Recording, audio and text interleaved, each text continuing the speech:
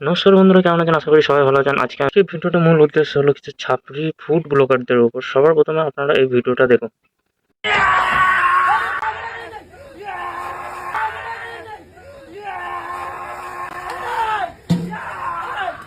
ভিডিওটা দেখে আপনারা কি শিখলেন বলুন?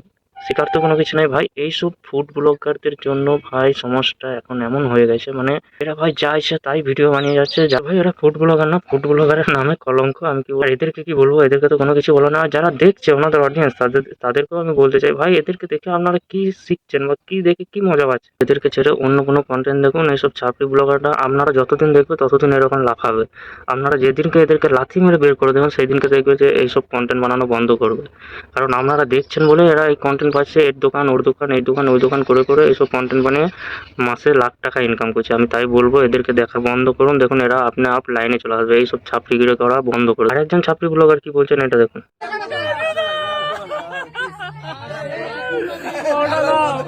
অনেকদিন ধরে হাগা হয়নি, কাজুদা পাউডাকে আজ হাগবো। কাজুদা পাউডা দাও, কাজুদা। এই ভাইয়ের নাকি কাজুদার পরোটা না খেলে তার পায়খানা হবে না। ভাই এটা কি ধরনের কন্টেন্ট?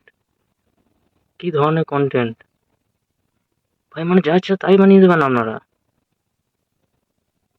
আরে এদেরকে তো ছাড়ুন। যারা দেখছে তারা কতটা, মানে আপনাদেরকে তো কোনো কিছু বলার নেই। আর যারা দেখছেন, আপনারা দেখছেন বলে এরা এরকম বার পেয়ে যাচ্ছে, এরকম ভাবে কন্টেন্ট বানাচ্ছে। এদের কাজ কোনো কিছু নেই ভাই। সারাদিন এই দোকান ওই দোকান গিয়ে এই ফুড ব্লগিং করবে, ছাপড়িগিরি করবে, আর এই বানিয়ে তারা মাস গেলে লাখ টাকা ইনকাম করবে।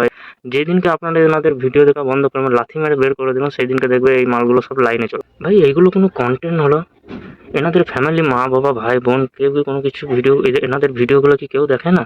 বা কোনো কিছু বাড়ির লোক বলে না? মা বাবার অন্তত মান সম্মানটা রাখে।